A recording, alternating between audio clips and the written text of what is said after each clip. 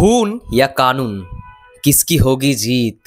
Hello everyone, আমি রূপম চলে এলাম নতুন ভিডিও নিয়ে। বন্ধুরা, খাকি দি বেঙ্গল চ্যাপ্টারের নতুন একটা অফিসিয়াল পোস্টার চলে এসেছে। সেই পোস্টারটাকে নিয়ে কথা বলতে চলে এসেছি। এবং সব থেকে ভালো লাগার যে বিষয়টা প্রথমেই বলতে হয়, পোস্টারটার মধ্যে সবাইকে রাখা হয়েছে। মানে আমরা টিজারে যাদের যাদের দেখেছি প্রত্যেককে, যারা এই সিরিজটার মূল চরিত্র হতে চলেছে।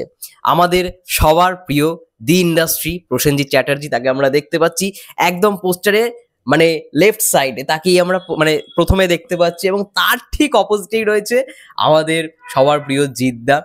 একদম মানে পুলিশি লুক এখানে, মানে পুলিশের একটাই ক্যারেক্টার রয়েছে, জিদ্দা মেন পুলিশ অফিসার হতে চলেছে। এবং জিদ্দার নিচেই আমরা দেখতে চলেছি, মানে দেখতে পাচ্ছি পরমব্রত চ্যাটার্জিকে। পরমব্রত চ্যাটার্জি এই সিরিজটার বলতে পারো যে হয়তো খুবই একটা গুরুত্বপূর্ণ চরিত্র, যার জন্যই আর কি জিদ্দার লড়াই করাটা। কিন্তু তার হয়তো স্ক্রিন টাইম কম থাকবে, কিন্তু জিদ্দার সঙ্গে অনেকদিন পর তাকে আমরা দেখতে পারবো একই ফ্রেমে। আমরা লাস্ট দেখেছিলাম সেই শুভদৃষ্টিতে, মানে জিদ্দার পরমব্রত একটাই সিনেমা ছিল, ঠিক আছে, শুভদৃষ্টি। এবং তারপরে হেমলক সোসাইটিতে সৃজিত মুখার্জির ছবিতে জিদ্দা ক্যামিও করেছিল, ঠিক আছে, ফর দ্য ফার্স্ট টাইমের জন্য। ফার্স্ট টাইম না, সরি, ওটা ছিল হচ্ছে 2 নম্বর ক্যামিও, 2 নম্বর সিনেমা হিসেবে ক্যামিও, ঠিক আছে। ফার্স্ট ক্যামিও করেছিল জিদ্দা একটা গানে চড়ে চড়ে মাসতুতো ভাই, ওই গানটায় ক্যামিও করেছিল ওই সিনেমাটায়।